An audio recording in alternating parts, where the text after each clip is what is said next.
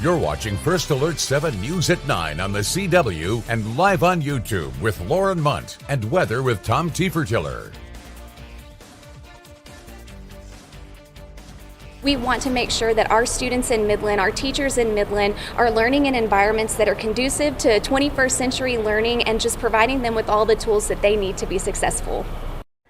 MISD is hoping to improve security, enrollment, growth, and most importantly, aging facilities with their new high schools. We've got a sneak peek at those high schools coming up in your education news. Thanks for joining us for First Alert 7 News on the CW, and thanks to those of you joining us live on our YouTube. I'm Lauren Munt, and let's talk some public safety news, specifically Halloween safety.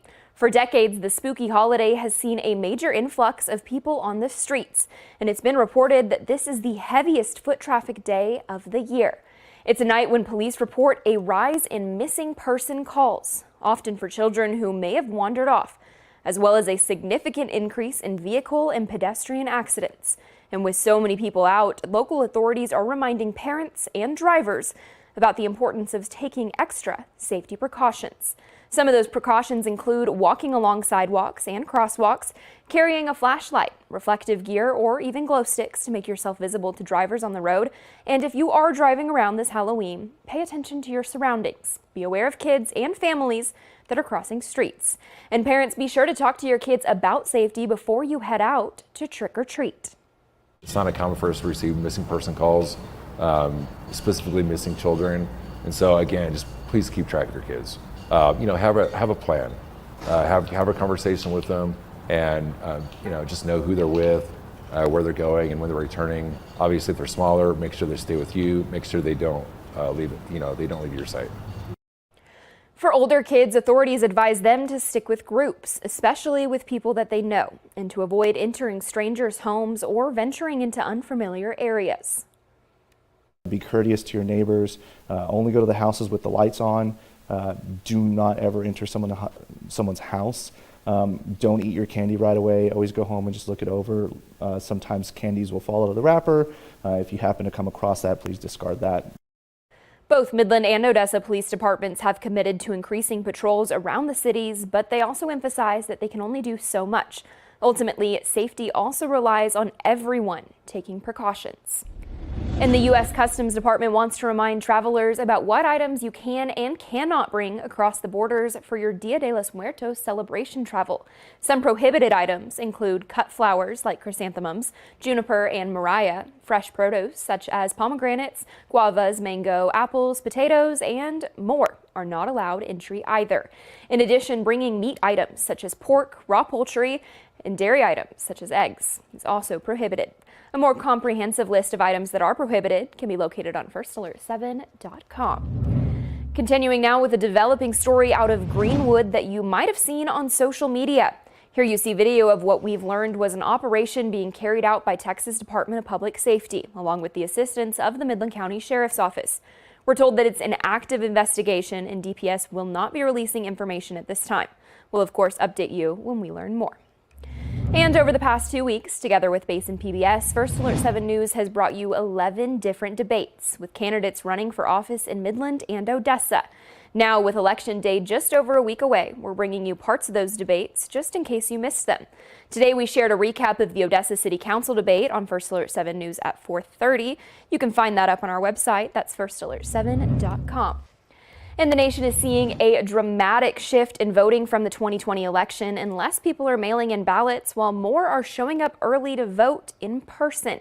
Our Washington News Bureau correspondent Brendan Cullerton breaks down what that means in the race for president. This Fairfax, Virginia voting location is one of many across the country seeing higher early voting turnout than 2020 as states across the country report record early numbers. My first time early voting. It's my first time early voting. I've never done this before, actually. I always like to vote on Election Day. Certain polling places across the country are seeing longer early voting lines than in 2020 when the COVID-19 pandemic dramatically altered the election landscape. But overall turnout is down due to a significant decrease in mail-in voting. George Washington University political director Todd Belt says the situation has changed this time around. A lot of people were working from home and it became easier to do the early voting. And also there is some concern that people have on both sides about how their votes are tallied. States like Georgia and North Carolina, which allow in-person early voting, both set records for in-person turnout on opening day. Wisconsin also saw an increase in early in-person turnout from 2020. Associated Press data shows the early vote skews more Republican than in 2020. Virginia Governor Glenn Youngkin says that is by design. We're going to get the vote out early. We are going to win, and this is why it's so important for us to keep driving early voting. Despite the uptick in in-person early voting, data from TargetSmart shows overall early voting is down about 33% from 2020, more than 20 million voters. Belt says the change in party strategy and underlying conditions makes it difficult to draw conclusions from the data. Those of us who want to draw inferences and be able to make some prognostications, we have really no reliable data. In Fairfax, Virginia, I'm Brendan Cullerton. And it's a good thing that voting takes place indoors because we've had some windy conditions here in the Permian Basin. Let's check in with Chief Meteorologist Tom Tieferdeller to see if those are going to stay. Tom? Yes, we are going to be looking at some pretty quiet conditions for the overnight hours. A little bit of breeze, though, is going to hang around, and it's going to be back in a big way tomorrow. Now, these high wind warnings continue till about the midnight hour mountain time for gusts upwards of 60 to 70 miles an hour. In the Guadalupe Mountains, gusts to 40 miles an hour till about 10 o'clock tonight across the Permian Basin. Here's what we're looking at in the way of winds right now. Still a little gusty out there out of the south, sustained up to 20 miles an hour. And occasionally we're seeing gusts upwards to 30 plus miles per hour, gusts to 37 in the Fort Stockton vicinity, as temperatures are cooling off a little bit into the mid 70s. So it is a pleasant evening out there. One of the warm spots, Saragossa at 81, 82 in Presidio, and really warming up, hanging on to some 90s down in the lower elevations of Big Bend National Park. So keeping some breeze in the forecast. It's all ahead of a cold front that's going to bring a bigger change to the forecast just in time for Halloween. And we'll talk about that here in a few minutes. Thank you, Tom. Today, some Midlanders got to see a 360-degree view of the new Midland and Legacy high schools. Take a look at the virtual experience. With the touch on a tablet, attendees could move from room to room and explore the new campuses. This has all been made possible by the TINA experience, which stands for Test, Immerse, Navigate, and Analyze. And it's a great attention grabber. There's a whole group of 11th graders, probably 30 or 40 down here earlier, that were just like, oh my gosh, this is amazing. I'm going to come back to school and do high school all over again. So it's those type of comments that we love to hear and continue to make us do what we want to do. The groundbreaking for the new Legacy and Midland High School campuses will start in the summer of 2025, and they're scheduled to open in 2028. And here in Odessa, Odessa College held its annual OC Honors Luncheon to celebrate outstanding individuals and organizations across the Permian Basin. This luncheon was held at the Odessa Marriott and Conference Center earlier today, and our very own Jay Hendricks was honored as an outstanding individual. OC picks their individual or organization based on their contributions to improving education right here in West Texas. This is our big event for the year where we bring in dollars to help support our student success scholarships to ensure that every student can realize the impact of a college degree and a credential. And this is our big event that helps bring in dollars to support our students. The keynote speaker was Maria Hinojosa, an Emmy-winning and Pulitzer Prize-winning journalist. Hinojosa aims to inform millions of people about the changing cultural and political landscape in America and says that it can all start in the classroom. We are not a threat, and that's my message to the students, right? Very specifically, you are not a threat. You are a possibility of so much life in this country, and so see yourself like that. And own your power and walk in your power as opposed to consuming all of the negativity that is being thrown at us. Tonight, Maria spoke at an event to celebrate the enrollment of over 10,000 students at Odessa College. To celebrate, OC gave out a $10,000 cash prize to a lucky student winner, and 2 runner-ups received scholarships. And tomorrow, Howard College in Big Spring is launching a new program called the Open Roads Promise to expand access to higher education in rural communities. The initiative aims to remove financial barriers and support high school graduates as they pursue associate degrees or certificates at Howard College and preparing them for high demand, well-paying careers.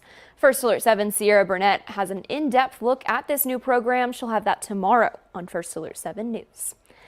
Let's talk some high school football now. Last Friday, the Rebels took down Permian on Friday night, 49-38 at Ratliff Stadium. It was the Rebels' second win in district, and it came at a pretty big time.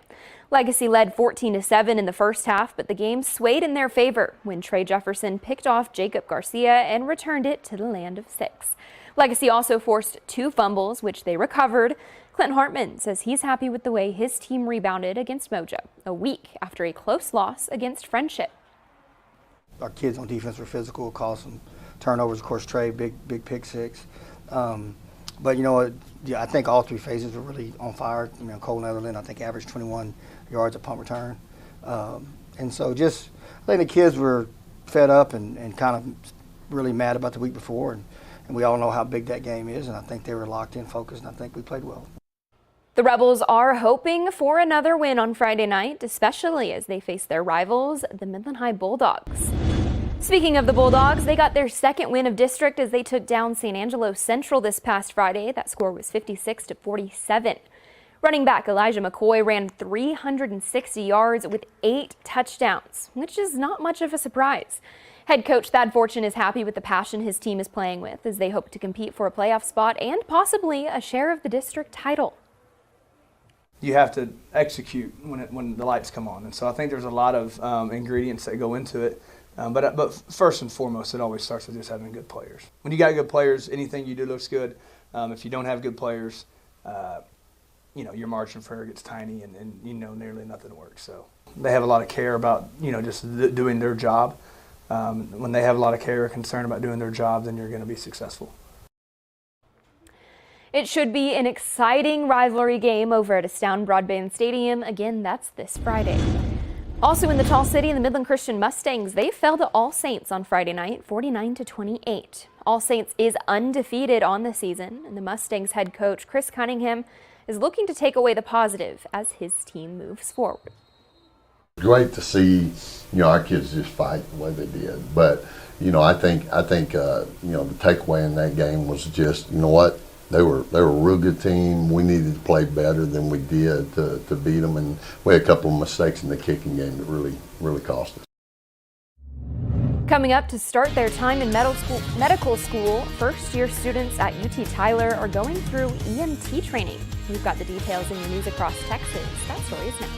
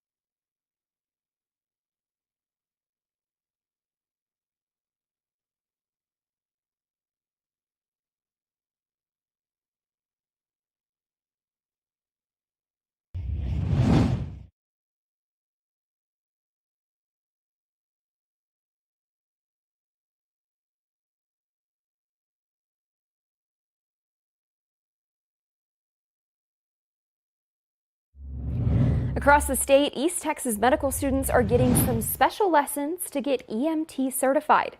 Lauren Terr from our sister station KLTV reports that it's all a partnership with UT Health East Texas.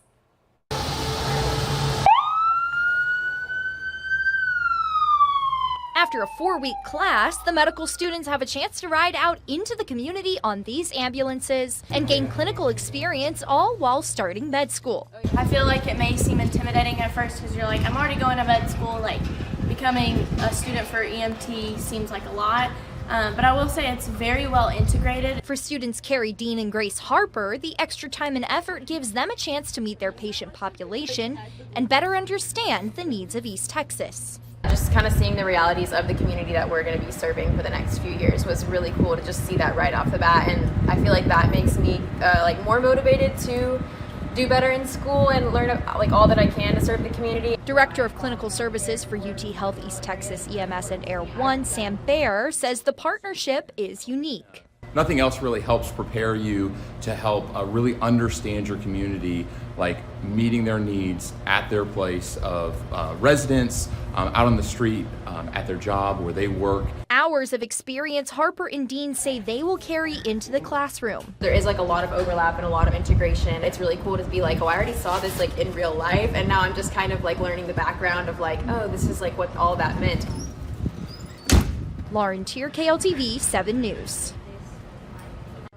This year, all first-year students take the training course, but 3 are working towards EMT certification and another 3 are considering it. Well, we are going to be looking at some changes to our forecast as a cold front arrives in West Texas. We'll talk about it up next.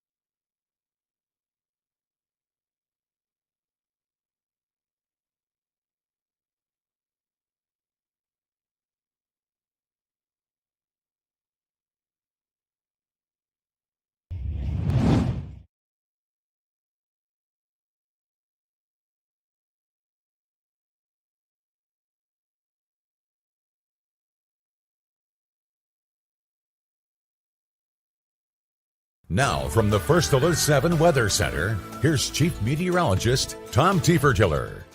Well, it does look like a cold front's going to be arriving late tomorrow night, early into Thursday, and that's going to bring some changes for Halloween. Right now, we're watching a deepening low pressure system here across the Rockies. That is bringing some snow to Wyoming right now, but it's drawing in lots of air, and that's that wind we're dealing with right now at ground level right across West Texas. But this whole trough's going to stay in place even though that system moves across, and we're going to see some disturbances move through. So rain chances try to pick up a little bit Friday and into the weekend. Looks like the best chance of rain is going to be coming up on Saturday, so keep that in mind with your outdoor plans, both Friday night football And again, Saturday could be affected as we are looking at a few high clouds that we had drift across this evening. But other than that, pretty quiet conditions out there as temperatures across the area today topped out at 81 out at the Midland National Air and Spaceport. There were a few 90s across the state this afternoon. Futurecast does show some clouds first thing in the morning for parts of the Permian Basin into the lower Trans-Pecos, and we'll get rid of that and see lots of sunshine for tomorrow afternoon as that west wind kicks in. And then as that front rolls through, all the thunderstorms are going to be well off to our east. As that does move across, we're not going to see too much develop here across West Texas. Now the wind is going to be stirred up a little bit. It's going to be out of the south to southeast for tonight before it lays down a little bit, and then it's going to come around to the west as we do have a prefrontal trough move across before that front moves in, and that's going to swing the winds around more to the northwest towards the evening hours, and again, it's going to bring in some cooler air across the area. And we'll see a little less wind coming up on Thursday. Rest of tonight, though, lower 60s on the way with temperatures into the mid-80s tomorrow as we'll pick up a west wind that will be rather gusty across the area. And your first alert 7-10-day forecast, well, let's walk you through it here. Again, wind tomorrow before the front rolls in. Wednesday night early into Halloween Thursday. It'll drop temperatures all the way down into the upper 40s by Halloween morning, so it will be just a touch cool for trick-or-treating coming up Thursday evening. Friday, we pick up isolated thunder shower chances late in the day, but they pick up a little bit into the weekend as temperatures stay on the mild side and very seasonable. And don't forget that we fall back 1 hour as we get off of daylight saving time this weekend on Sunday. So we fall back from 2 a.m. to 1 a.m. and we are keeping some rain chances around in the forecast all the way into next week. Up next here at 9, a new report says many phone companies are not doing enough to protect us from robocalls and texts. How they're falling short. Up next.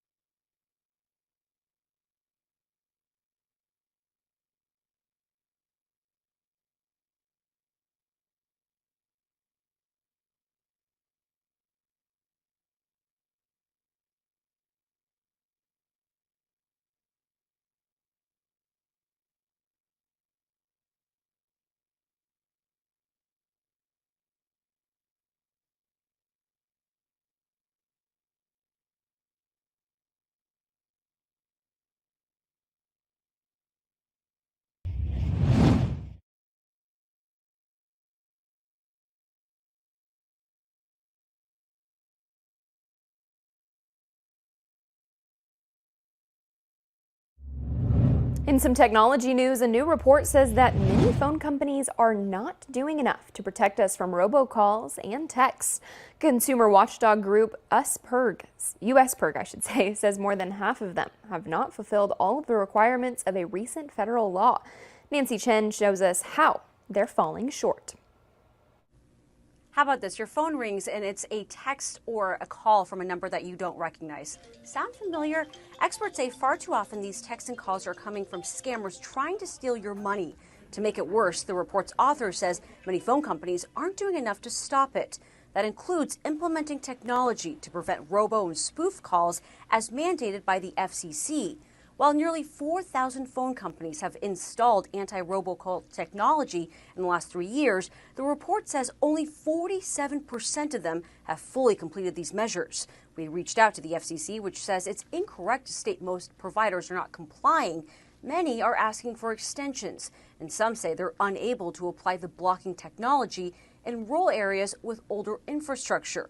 Now, while scam calls have slightly decreased since this law took effect, the report says robo and scam texts have nearly tripled this year to 19 billion a month. The FCC only adopted its first rules focused on scam texting last year. The report's author says text can actually be more dangerous than calls, in part because it's much easier to tap on a malicious link in a text that can expose your data in seconds. Nancy Chen, CBS News, New York. We've got a final look at your First Alert forecast as we continue our week. It's coming up after this break.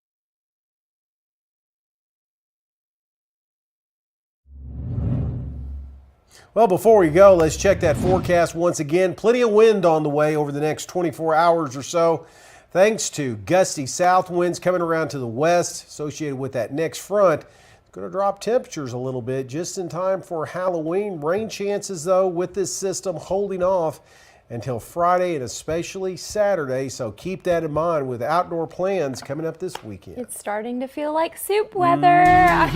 Thanks for joining us for First Alert 7 News at 9. On the CW, we've got more news coming up.